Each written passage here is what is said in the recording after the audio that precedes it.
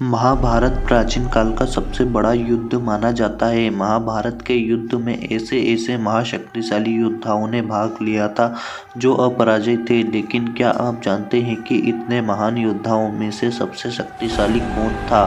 तो आपको बता दें कि महाभारत के युद्ध में शक्तिशाली योद्धाओं के रूप में अर्जुन को माना जाता है।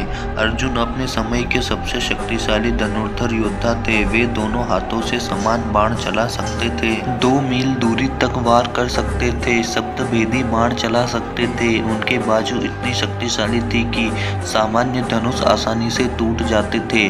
माना जाता है कि अर्जुन के पास कई अस्त्रों का ज्ञान था। कहते हैं कि अर्जुन को जब चुनाव का मौका दिया गया कि वह निहत्थे कृष्ण या नारायणी सेना में से किसी एक को चुने, तो उन्होंने कृष्ण को चुना था। बाद में यह निर्णय महाभारत का सबसे बड़ा निर्णय कहलाया। महाभारत के युद्ध में अर्जुन ने अपने दिव्य गांडीव धनुष और अक्षय तर्कस के प्रयोग से अनेक महारथियों का वध किया था। अर्जुन और कर्ण के बीच हुए युद्ध में गांडीव धनुष की बहुत महत्वपूर्ण भूमिका निभाई थी। अर्जुन के पास अक्षय तर्कस भी था। इसके तीर कभी खत्म नहीं होते थे। गांडीव धनुष अत्यंत शक्तिशाली और अलौकिक था। अर्जुन ने अकेले ही विराट युद्ध में सभी कौरवों को पराजित कर दिया था। अर्जुन के बाणों के वर्षा से दुर्योधन के सैनिक भागने लगे थे।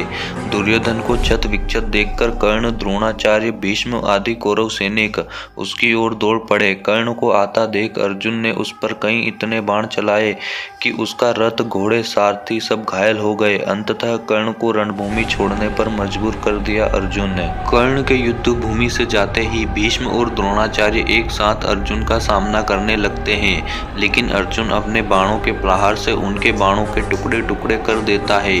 आज अर्जुन के गांडीव का सामना कोई भी योद्धा नहीं कर पा रहा था। एक एक करके सभी कौरव योद्धा रणभूमि छोड़कर भागने लगे। अब आप लोगों के मन में सवाल उठ रहा होगा कि द्रोणाचार्य अर्जुन को क्यों नहीं हरा सके।